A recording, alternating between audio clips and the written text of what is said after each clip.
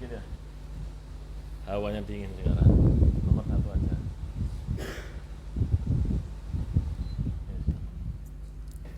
Bismillahirrahmanirrahim. Nawaitu ta'allum wa ta'lim wal ifada wal istifada wan nafa wal intifa wal mudzakkar wat tadhkir wal hatha ala tamassuki bi kitabillah wa sunnati rasulillah wa du'a ilal huda wa dilalata ilal khair ibtigha'a qurbihi wa thawabihi minallahi subhanahu wa ta'ala.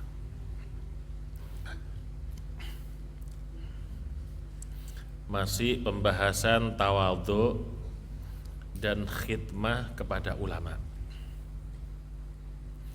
Wa waqa'alahu ma'ahu anna Ubayyan radhiyallahu anhu arada ar-rukuba yawman fa akhadha ibnu Abbasin birikabi hatta raqiba thumma sara ma'uh. Terjadi satu cerita antara sahabat Abdullah bin Abbas dan gurunya yang bernama Ubay bin Ka'ab.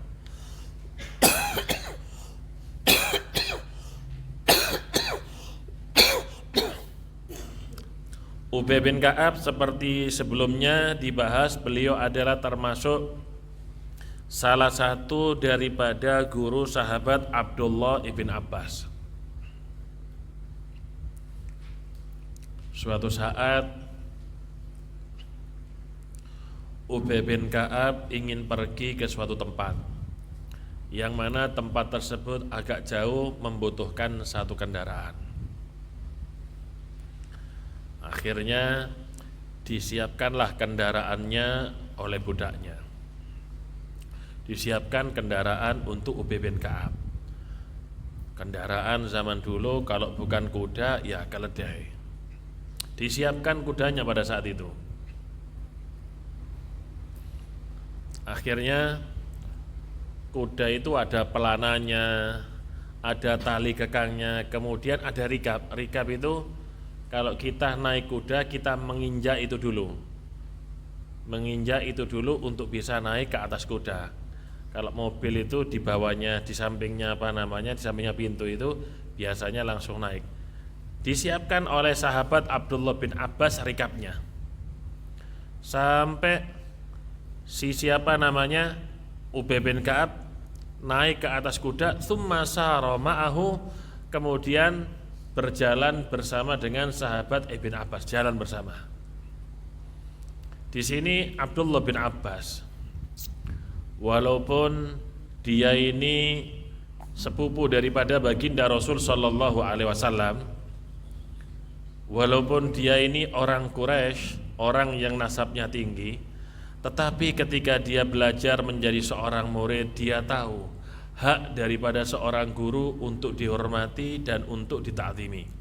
Disiapkan semuanya untuk persiapan gurunya menunggangi daripada kuda. Melihat perbuatan yang dilakukan oleh sahabat Ibn Abbas ini, Ubay bin Ka'ab seakan-akan ingkar dengan perbuatannya, ingkar dengan perbuatan Abdullah ibn Abbas. Ubay bin Ka'ab berkata, "Ma hadza ya ibn Abbas?" Apa ini yang kamu lakukan wahai Ibn Abbas? Gak pantas yang kamu lakukan ini kepadaku. Kamu ini sepupunya baginda Rasul sallallahu alaihi wasallam. Kamu ini Bani Hashim. Kamu ini orang mulia, gak pantas. Kamu ini menyiapkan kendaraan untukku, kata Abdullah bin Abbas. Kata Ubay bin Ka'ab. Apa jawaban daripada Abdullah bin Abbas? Hakadza umirna bi ta'zimi ulama'ina. Seperti inilah aku telah dididik oleh Kanjeng Nabi Muhammad. Seperti inilah aku telah diajarkan oleh baginda Rasul sallallahu alaihi wasallam untuk menghormati, mengagungkan daripada ulama-ulamanya.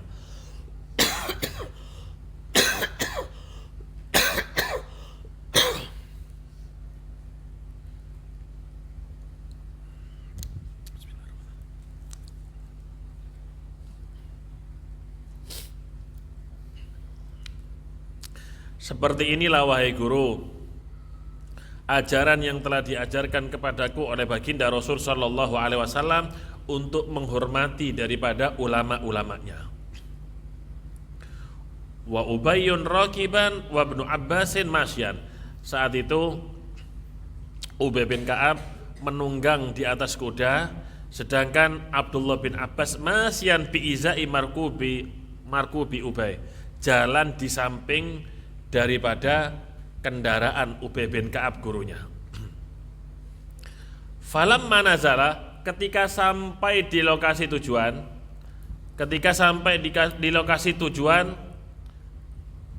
nazala Ubayyun, turun itu sahabat Ubay bin Ka'ab, qabbala yadabni Abbas. Ketika turun, sahabat Abdullah bin Abbas enggak melihat, tidak memperhatikan gurunya, diambil tangan kanan daripada Abdullah bin Abbas dan dicium oleh si guru tadi. Faqala lahu ma hadza. Gantian, kalau sebelumnya si guru ingkar atas perbuatan muridnya, sekarang si murid ingkar atas perbuatan gurunya. Ma hadza, apa ini guru? Anda ini guru saya, Anda yang mengajarkan ilmu kepada saya, Anda yang mengajarkan akhlak, Anda yang mengajarkan adab. Harusnya saya yang mencium tangan Anda, bukan Anda yang mencium tangan saya, kata sahabat Abdullah bin Abbas. Apa jawaban daripada Ubay bin Ka'ab? Hakadha umirna bi ta'zimi ahli baiti nabiyina Muhammadin sallallahu alaihi wasallam. Ya, seperti ini pula kami ini diajarkan oleh baginda Nabi Muhammad untuk menghormati dan mengagungkan daripada keluarganya baginda Rasul sallallahu alaihi wasallam. Dari sini kita bisa mengambil kesimpulan bahwasannya mereka itu mulai zaman dulu, antara para ulama dan antara keluarga Nabi Muhammad sallallahu alaihi wasallam, mereka ini memiliki hubungan yang kuat, memiliki hubungan yang erat. Enggak bisa mereka ini antara keluarganya Nabi dan para ulama ini dipisahkan, enggak bisa. Kenapa? Karena ulama-ulama ini muridnya siapa? Muridnya kakeknya mereka, murid baginda Rasul sallallahu alaihi wasallam. Enggak mungkin anak-anaknya baginda Nabi Muhammad memusuhi daripada murid-muridnya Nabi Muhammad sallallahu alaihi wasallam. Begitu juga sebaliknya, enggak mungkin ulama-ulama memusuhi daripada anak-anak atau keturunan daripada gurunya. Sehingga kalau ada orang mereka memfitnah, menghasut antara ulama dengan keluarganya Nabi Muhammad sallallahu alaihi wasallam, bisa dipastikan orang itu tidak menginginkan kebaikan di dalam agama. Bisa diketahui orang seperti itu ingin menebar daripada fitnah, ingin melihat kehancuran daripada Islam. Kehancuran Islam itu dimulai dari sini, bagaimana memisahkan, membuat fitnah antara para ulama dan keluarga daripada baginda Nabi besar Muhammad sallallahu alaihi wasallam. Mereka para ulama, mereka orang-orang mulia. Mulia karena apa? Mulia karena ilmunya. Yang kedua, mereka memiliki nisbah, memiliki nasab bahwasannya mereka murid daripada baginda Rasul sallallahu alaihi wasallam. Kalaupun bukan murid secara langsung, murid daripada murid-muridnya Nabi Muhammad sallallahu alaihi wasallam. Sehingga ulama memiliki kemuliaan tersendiri dalam Islam dengan ilmu yang dimiliki dan sanad guru yang bersambung kepada Nabi Muhammad sallallahu alaihi wasallam, sehingga tidak pantas jika ada daripada keturunan baginda Nabi Muhammad merendahkan dan menghina daripada ulama-ulama, karena mereka adalah murid daripada kakek mereka baginda Nabi besar Muhammad sallallahu alaihi wasallam. Wa an Sufyan bin Uyainah rahimahullahu ta'ala qala qara'tul Qur'an wa ana ibnu arba' sinin wa katabtul hadis wa ana ibnu sab'i sinin Walamma balagtu 15 sanatan qala li abi ya bunayya qadin qata'at anka syara'i'us siba fakhtalid bil khair takun min ahli wa'lam annahu lan yus'ada illa bil ulama illa man ata'ahum fa'ati'hum tus'ad wa khadumhum taktabis min ilmihim faja'altu amilu ila wasiyati abi wala a'dilu anha intaha naqalahu Nawawi fi tahdhibih. Diceritakan dari Imam Sufyan ibn Uyainah,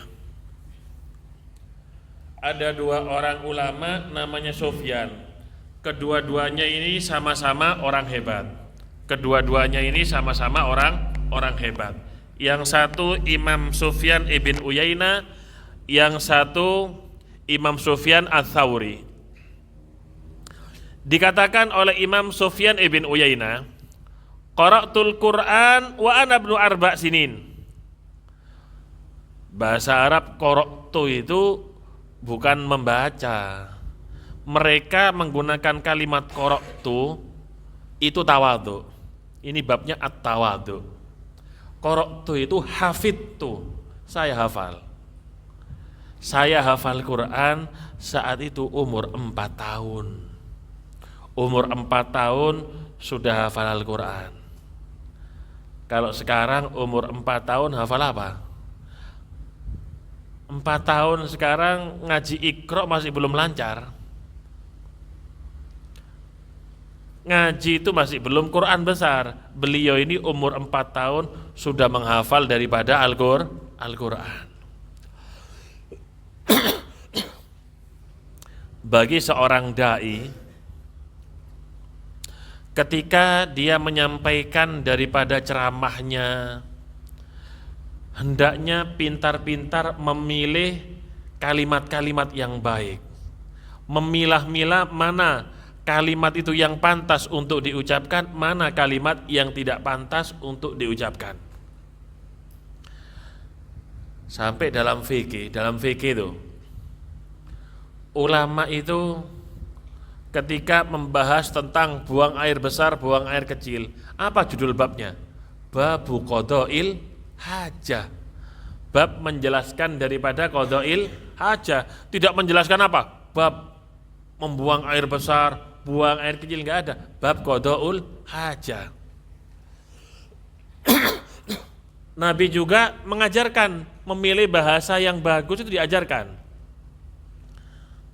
Apa kata Nabi? Idzal taqal khitanan, jika bertemu khitanan. Nabi enggak mengatakan apa? Kemaluan laki ataupun kemaluan perempuan, tapi khitanan. Mafhum sudah bahasanya. Khitanan ya kemaluan laki, ya kemaluan perempuan. Tapi bahasa yang digunakan bahasa yang halus oleh Nabi Muhammad sallallahu alaihi wasallam. Jika bertemu itu khitanan, kemaluan laki dan perempuan, maka keduanya wajib fa'alaihi ma'al ghusul. Yang digunakan sini al-khitanan. Jadi penting bagi seorang dai mubaligh ketika menyampaikan daripada ilmu, itu penting. Gunakan kalimat yang halus, gunakan kalimat yang bagus, dipilih. Wa katabtul haditha wa ana ibnu 7 sinin. Aku sudah memulai belajar hadis dan menghafalkan hadis saat itu umurku 7 tahun, kata Sufyan ibn Uyainah. Sekarang jangan 7 tahun, 20 tahun, umur 20 tahun masih belum paham apa itu ilmu hadis. Tapi beliau umur 7 tahun sudah menguasai daripada ilmu hadis. Walamma balagtu 15 sanatan, ketika umurku sampai 15 tahun, khamsa asyrata itu kalau mengi'rabkan ismun mabniun ala fathil juz'ain, isim yang dimabnikan atas fathah dalam 2 bagian. Sata ismun mabniun ala fathil juz'ain fi mahalli nasbin maf'ulun bihi. Jadi ini isim yang mabni atas 2 bagian, mabni alal fathi. ketika umurku 15 tahun, qala li abi, ayahku berkata kepadaku, ya bunai, wahai anakku, qadin qata'at anka syara'i'us siba, telah terputus, telah terlewatkan atasmu syariat-syariat as-siba kecil. Artinya apa? Biasanya anak kecil itu biasanya hidupnya apa? Main-main. Lari-lari. Itu kehidupan daripada anak-anak kecil. Hidupnya itu main karena masih kecil. Tapi tidak dengan Al-Imam Sufyan ibn Uyainah. Dari kecil sudah berurusan dengan yang namanya ilmu. 4 tahun sudah hafal Al-Quran. Seandainya seseorang itu biasanya bisa berbicara, anak kecil itu bisa berbicara umur 2 tahun lah. Berarti setelah itu beliau langsung mempelajari daripada Al-Quran sampai menghafal daripada Al-Quran. Fakhtalid bil khair takun min ahlih. Bergaullah, kumpullah dengan kebaikan wahai putraku, takun min ahlih, niscaya kamu akan menjadi orang-orang ahlil khair, orang-orang yang gemar berbuat baik. Penting. Orang itu enggak cukup belajar mencari ilmu, enggak cukup. Tapi juga perlu berkumpul dengan orang-orang baik. Wong kang soleh kumpulono, kan begitu nasihatnya. Orang-orang soleh itu didekati. Orang-orang baik kita bergaul dengan mereka. Manjalas janas, kata ulama, kata Hai Umar. Kata Hai Umar, manjalas janas, orang yang duduk itu nanti sejenis. Kalau kita duduk dengan orang yang berbuat baik, ya kita insya Allah akan berbuat baik. Kalau kita duduk dengan orang yang gemar membaca Quran, kita juga insya Allah membaca Al-Quran senang. Kalau kita duduk dengan orang yang senang wiritan, kita nanti senang wiritan. Sebaliknya, kita duduk dengan orang berbuat maksiat. Pertama mungkin gak maksiat, tapi lama-lama kita tertarik dan akhirnya berbuat maksiat. Manjalas janas, kata Ibu Umar. Wa'lam, ketahuilah wahai putraku, annahu lan yus'ada bil ulama illa man ata'ahum. Seseorang tidak akan dibahagiakan dengan seorang ulama kecuali dia taat dengan ulama tersebut. Kita ini ada di pesantren tidak akan mendapatkan barokah daripada asatid, tidak akan mendapatkan barokah daripada pengasuh pondok pesantren keluarga besar, daripada guru kita Kyai Haj Muhammad Zain Zayadi, kecuali kita taat kepada mereka. Kalau kita cuma mengambil daripada ilmunya, bisa jadi kita alim, tapi belum tentu kita mendapatkan daripada barokahnya. Kalau kita alim dengan ilmu yang disampaikan oleh guru-guru kita, tapi kita tidak punya i'tiqad yang kuat, punya keyakinan yang kuat dengan guru-guru kita, maka kita tidak akan mendapatkan manfaat dari mereka. Kita harus punya keyakinan. Dikatakan oleh Al-Imam Sya'rani itu di dalam bab masalah masyayikh berguru, kita harus berkeyakinan bahwasannya guru kita ini yang terbaik. Tapi keyakinan seperti ini bukan merendahkan daripada ulama yang lain, bukan. Maksudnya guru sekarang yang saya ambil ilmunya adalah yang terbaik bagiku, bukan terbaik untuk seluruh dunia, terbaik bagiku di dalam membimbing aku ke jalannya Allah dan ke jalannya baginda Nabi besar Muhammad sallallahu alaihi wasallam. Jadi seorang murid itu harus punya i'tiqad, kata Imam Sya'rani, punya keyakinan yang kuat, punya i'tiqad yang jazim, yang sungguh-sungguh bahwasannya guru dia adalah orang yang terhebat, orang yang terbaik bagi dia. Harus seperti itu. Tapi bukan berarti apa? Merendahkan daripada ulama-ulama yang lain. Wakhdumhum taktabis min ilmihim. Lihat bahasanya, wakhdumhum, dan bantulah guru-guru kalian, ustadz-ustadz kalian, khidmalah kepada mereka. Taktabis ay takhud, niscaya kamu akan mengambil daripada ilmunya. Kalau orang cuma mengambil daripada ilmu seorang guru, ya tadi itu bisa jadi dia alim, tapi yang lainnya mungkin dia nggak dapat seperti manfaat, barokah dan yang lainnya. Tapi orang yang khidmah kepada guru, dia akan dapat barokahnya, dia dapat manfaatnya, dan juga yang ketiga dia pasti akan dapat ilmunya. Ilmu itu nggak harus yang diajarkan oleh guru. Tingkah laku daripada guru itu pelajaran bagi seorang murid yang cerdas. Ketika guru berjalan melangkah, perhatikan. Kenapa? Karena guru itu tidak melangkah kecuali sesuai dengan ilmu yang dia pelajari dalam kitab-kitab. Itu sebenarnya ilmu. Ketika guru duduk, perhatikan duduknya bagaimana. Ketika guru itu minum, perhatikan minumnya.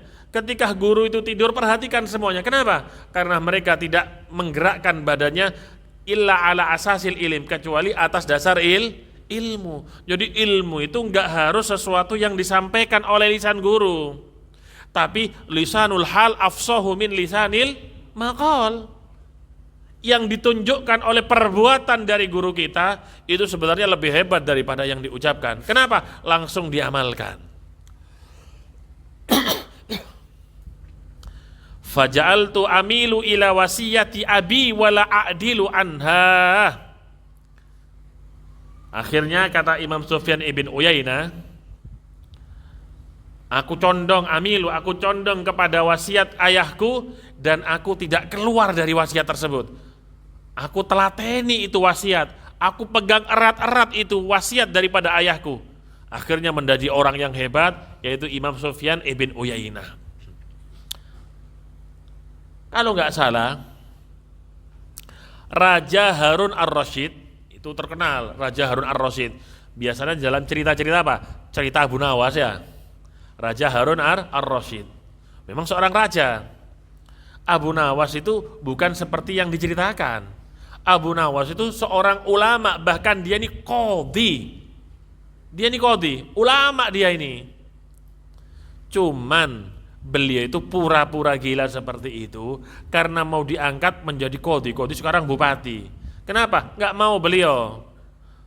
Berat nanti tanggung jawabnya di akhirat di hadapan Allah Subhanahu wa ta'ala. Jadi pura-pura gila, bukan gila beneran, pura-pura. Sebenarnya orang alim itu. Abu Nuwas, alim dia ini. Termasuk orangnya memang ya orang yang rasyih, lucu. Pemakamannya Abu Nawas itu, mau masuk pemakaman itu ada gerbang besar, ada pintunya. Ada pintu gerbang besar. Cuma kanan kiri terbuka. Jadi lewat kanan kiri terbuka, depannya pintu gerbang besar. Sesuai dengan apa? Cerita kehidupan daripada Abu Nawas. Wa min kalami Sayyidina Imam Ja'far As-Shadiq, dan daripada kalam Imam Ja'far As-Shadiq. Imam Ja'far As-Shadiq ini termasuk guru daripada Imam Abu Hanifah. Kalau nggak ada Imam Ja'far As-Shadiq, nggak muncul itu yang namanya Imam Abu Hanifah. Sampai Imam Abu Hanifah mengatakan, ma ra'aitu afqah min Ja'far ibn Muhammad. Aku tidak melihat seseorang yang lebih faqih, yang lebih ahli fikih daripada Imam Ja'far bin Muhammad al-Bagir ibn Ali al-Abidin ibn Husain as-Sibit bintu Fatimatu Zahra. Jadi walim beneran ini al-Imam Ja'far As-Shadiq. Sampai dikatakan Imam Ja'far As-Shadiq ini termasuk a'lam ahli wilayah, benderanya daripada para wali-wali. Hebat ini Imam Ja'far As-Shadiq. Dan termasuk a'immatil huda, para imam-imam yang kehidupannya selalu membimbing dan memberikan petunjuk kepada umat. Suatu saat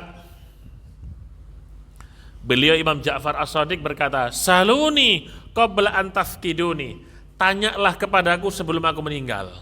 Tanya kepadaku sebelum aku meninggal. Fa innahu la yuhaditsukum ahadun ba'di bimithli hadithi. Karena kalian tidak akan mendapatkan orang sepertiku yang menyampaikan ilmu. Bahasa kasar itu kalau menurut kita sombong. Wis dak ono wong koyo aku, alime ketika nyampaikan daripada ilmu. Ini sebenarnya tabajjuh. Para aulia, ucapan-ucapan seperti ini bukan kesombongan. Bukan. Justru ini ibaratnya menegur daripada orang-orang awam saat itu. Kenapa kalian ini nggak bertanya tentang ilmu kepadaku, mumpung aku masih ada, gitu maksudnya. Karena kalau kita ini melihat kalau ada orang yang sombong kata Nabi, ibaratnya orang awam itu yang nggak mau belajar padahal di situ ada ulama, ibaratnya kayak sombong, nggak butuh kepada ulama, padahal sangat perlu dan butuh kepada ulama. Dikatakan oleh Al-Imam Ja'far As-Shadiq, arba'un la yanbaghi lisyarifi ayya'nafa minha. Ada 4 hal yang gak boleh ditinggalkan oleh orang-orang yang mulia. 4 hal gak boleh diremehkan oleh orang-orang yang hebat. Orang-orang yang mulia ini orang-orang yang punya ilmu, atau anak-anak daripada orang-orang yang punya ilmu. Apa yang pertama? Qiyamuhu min majlisihi li abi. Dia duduk melanjutkan daripada majelis abahnya. Kalau misalnya abahnya dulu itu orang besar, orang hebat, punya majelis banyak, kemudian abahnya meninggal, ini jangan ditinggalkan, gak boleh ditinggalkan oleh anaknya. Seorang anak harus melanjutkan daripada apa yang telah diperbuat oleh ayahnya, oleh abahnya. Sebenarnya secara tidak langsung ucapan ini menegur daripada anak-anak ulama. Kamu itu jadilah seperti ayahmu, jadilah kamu ini seperti abahmu. Seandainya abahmu meninggal, kamu mampu dan bisa melanjutkan daripada ilmunya. Yang kedua, wa khidmatuhu li dhaifih,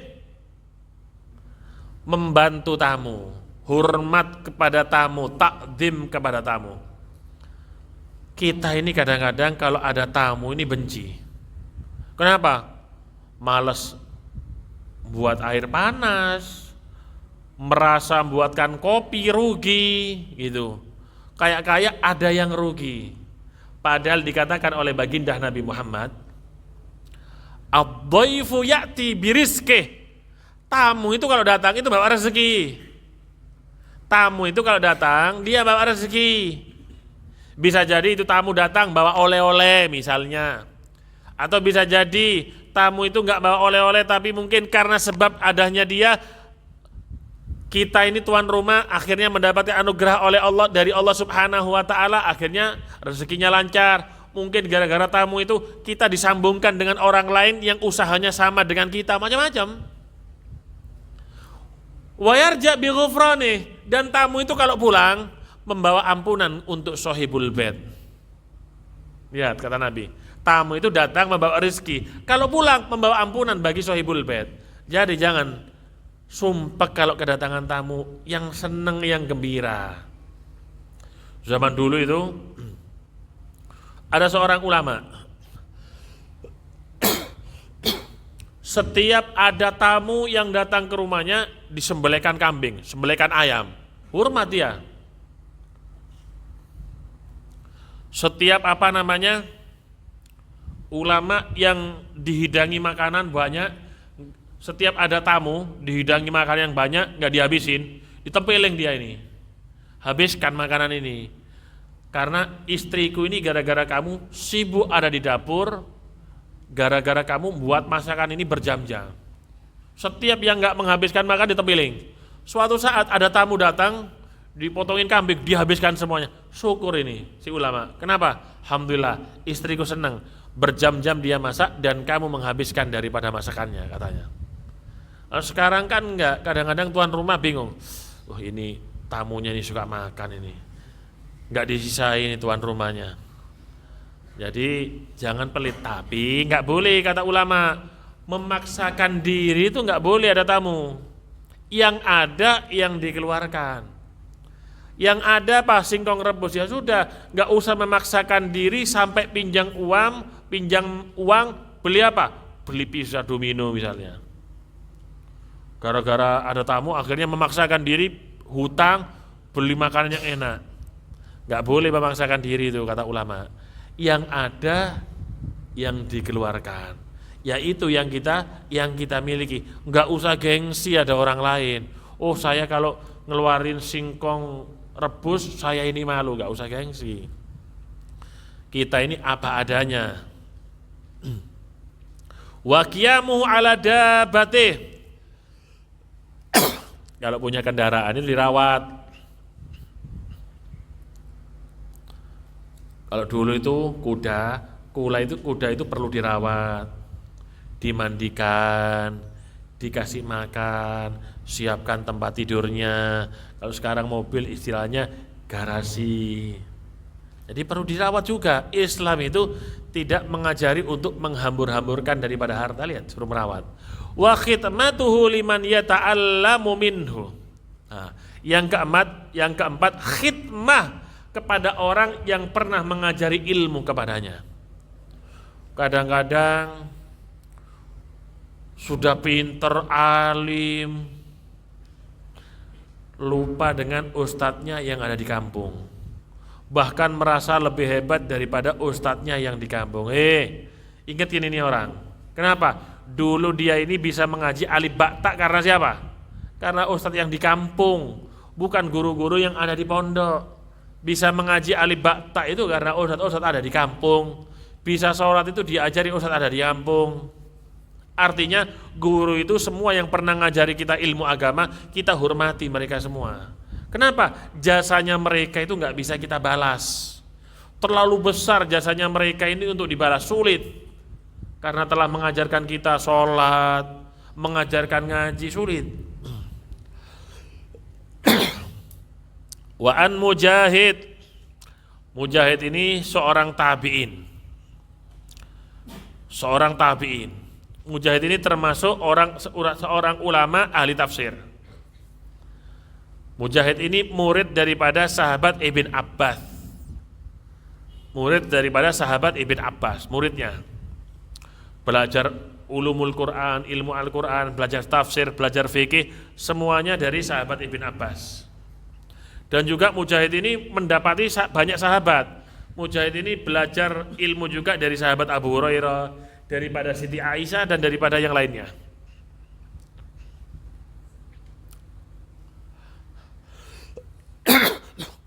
Kata Mujahid, ketika aku belajar Al-Quran kepada sahabat Ibn Abbas, aku setor Al-Quran setiap hari itu 3 kali. Setor bacaan Al-Quran atau hafal Al-Quran sehari itu 3 kali. 3 kali aku setor. Tapi setiap ayat yang aku baca, aku tanya kepada sahabat Ibn Abbas, ini surat turunnya di mana? Dan bagaimana ayat ini menceritakan tentang apa? Jadi detail. Makanya kalau kita baca kitab tafsir itu banyak qala Mujahid. Jadi memang belajar benar-benar daripada sahabat Abdullah ibn Abbas. Berkata Al-Imam Mujahid rahimahullahu ta'ala, la yata'allamul ilma mustahyin wala mustakbir. Kalau dalam hadisnya Nabi itu, lan yanalal ilma mustahyin wa mutakabbir. Tidak akan mendapatkan ilmu orang yang malu dan orang yang sombong. Orang yang malu tidak akan mendapatkan ilmu. Kenapa? Karena dia malu untuk bertanya. Ketika malu untuk bertanya, dia tidak akan mendapatkan tambahan ilmu. Orang kalau malu, ya nggak tambah ilmunya. Orang itu yang banyak bertanya. Kalau banyak bertanya, maka banyak ilmu yang akan disampaikan oleh gurunya, dan di situ akan menambahkan ilmu baginya. Wala mutakabbir. Dan juga yang tidak mendapatkan ilmu itu orang yang sombong. Merasa cukup dengan ilmu yang dia miliki, merasa cukup dengan ilmu yang dia punya, menyombongkan diri seakan-akan dia memahami semuanya. Qultu, dikatakan oleh Habib Zain di sini,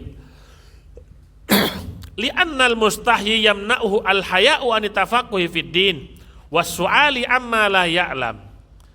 Karena orang yang malu itu menghalangi dia untuk bertanya dan menghalangi dia untuk tafaqquh fid din, untuk menambah ilmu dan bertanya sesuatu yang dia enggak paham. Akhirnya apa? Karena malunya dia enggak tanya, enggak tambah ilmunya. Wal mutakabbir yamna'uhu kibruhu anil istifada wa ta'allumi mimman huwa dunahu wa dunahu firrutbah. Adapun orang yang sombong, kesombongannya itu menghalangi dia untuk istifadah, menambah daripada ilmu, malu mengambil ilmu dari orang-orang yang levelnya ada di bawahnya dia. Malu, padahal ada orang yang levelnya di bawahnya dia tapi dia malu untuk mengambil ilmu. Wala yakunul mar'u aliman hatta ya'khudal ilma mimman huwa fawqahu wa mimman huwa mithlahu wa mimman huwa dunah. Seseorang tidak akan menjadi alim sehingga dia mengambil ilmu dari orang yang di atasnya, dari orang yang selevelnya, atau orang yang di bawahnya. Lihat itu. Al-Imam Ahmad bin Hanbal. Beliau itu seorang yang alim, orang yang hebat. Bahkan lebih banyak menghafal hadis daripada Al-Imam Syafi'i. Imam Ahmad bin Hanbal itu hafal jutaan hadisnya Rasul sallallahu alaihi wasallam. Tapi beliau enggak sombong. Beliau mau berguru dan belajar kepada gurunya Al-Imam Muhammad bin Idris Asy-Syafi'i. Al-Habib Abdurrahman bil Fiqih itu dijuluki Allamatud Dunya, orang yang hebat, orang yang alim. Akan tetapi beliau tidak mau belajar kepada orang yang fisiknya itu gak sempurna, yaitu Al-Habib Abdul Haddad. Maaf, beliau ini buta mulai kecil, Imam Haddad. Tapi Habib Abdurrahman bil Fiqih yang julukannya Allamatud Dunya, alim paling alim saat itu, belajar kepada Al-Habib Abdullah bin Alwi Al-Haddad yang buta pada saat itu. Ulama-ulama zaman dulu itu begitu. Mereka ini saling tukar menukar daripada ilmu. Gak ada dalam hati mereka itu kesombongan, itu gak ada. Gak ada dari mereka yang sombong, itu gak ada. Kenapa? Karena kesombongan itu yang membuat mereka itu diharamkan daripada barokahnya ilmu. Jadi gak usah malu kalau untuk urusan ilmu. Meskipun dia itu levelnya di bawahnya kita, tapi dia memiliki kelebihan ilmu pada kita ambil ilmunya.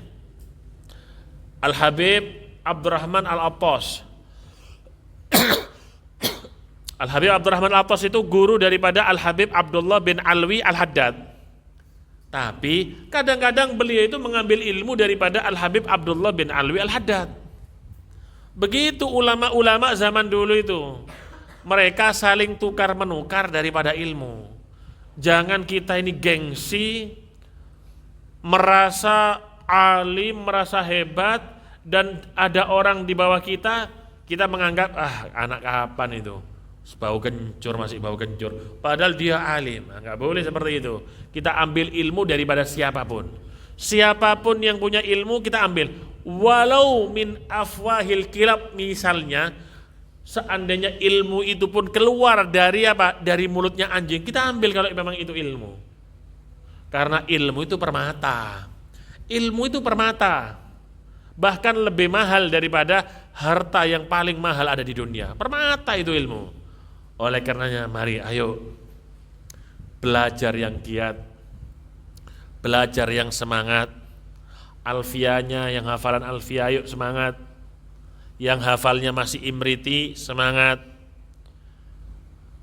Yang hafalan zubat, semangat. Ayo semangat. Belajarnya semangat. Mutolaannya semangat.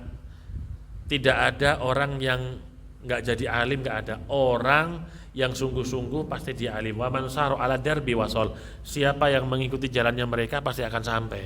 Karena al ilmu bitta'allum. Ilmu itu didapat dengan cara belajar. Bukan karena dia ini habaib, atau bukan karena dia ini karena anaknya kiai pasti alim, enggak. Al ilmu bitta'allum.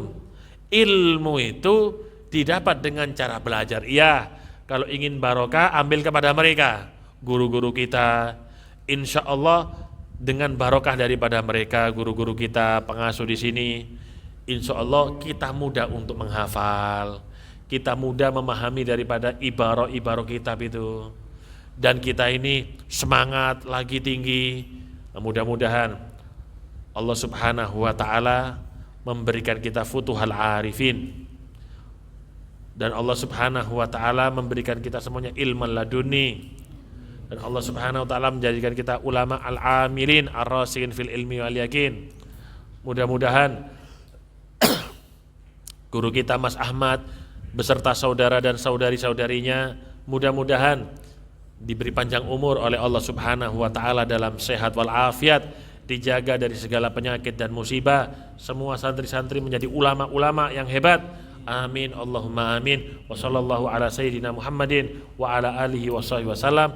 Walhamdulillahirabbil alamin wal afu minkum. Wassalamu alaikum warahmatullahi wabarakatuh.